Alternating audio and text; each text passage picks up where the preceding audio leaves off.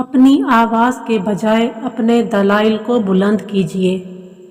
پھول بادل کے گرجنے سے نہیں برسنے سے اگتے ہیں۔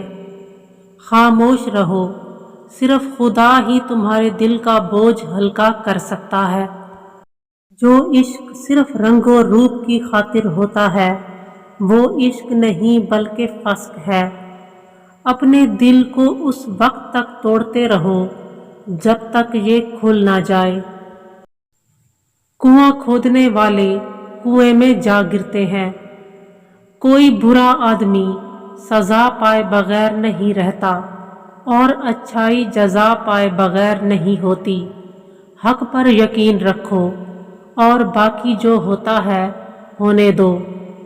درویشوں کے علاوہ باقی تمام لوگ بچوں کی مانند ہیں جو دنیا کے کھیل میں مگن ہیں۔ عقل قبر سے آگے نہیں دیکھ سکتی، قبر سے آگے عشق کا قدم اٹھتا ہے، اور عشق ایک جست میں زمان و مکان والی کائنات سے آگے نکل جاتا ہے۔ یاد رکھیں، مقدس اور پاک مقام میں داخل ہونے کا راستہ آپ کے اندر ہے۔ دانائی کا تعلق بالوں کی سفیدی سے نہیں، عقل اور تجربے سے ہے۔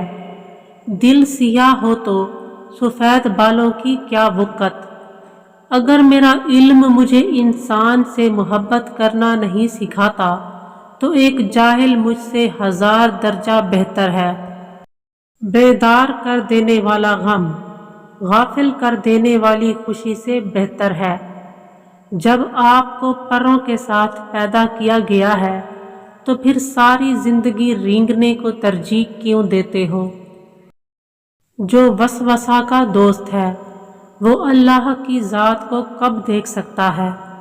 لوگوں کے درمیان اللہ اس طرح روشن ہے جیسے ستاروں میں چاند۔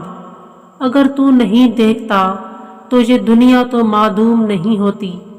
اپنے نفس کی انگلی کو آنکھ پر سے ہٹا لے، پھر تو جو کچھ چاہتا ہے دیکھ۔ ظاہری گفتگو غبار کی مانند ہے، خاموش رہنے کی عادت ڈال اور اس غبار کو بیٹھنے دے تاکہ تیرے لیے باطن کا رستہ کھلے۔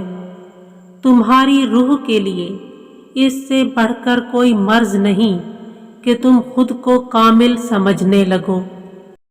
اے انسان، ہر راز کسی نہ کسی وقت ظاہر ہو کر رہتا ہے، اس لیے بدی کا بیج نہ بو کیونکہ وہ ضرور اگے گا۔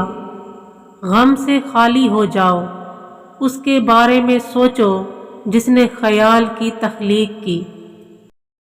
اگر تم عظمت کی بلندیوں کو چھونا چاہتے ہو تو اپنے دل میں انسانیت کے لیے نفرت کے بجائے محبت آباد کرو۔ جس انسان کی آنکھ سے آنسو بہتے ہیں اس پر رب کی رحمت برستی ہے۔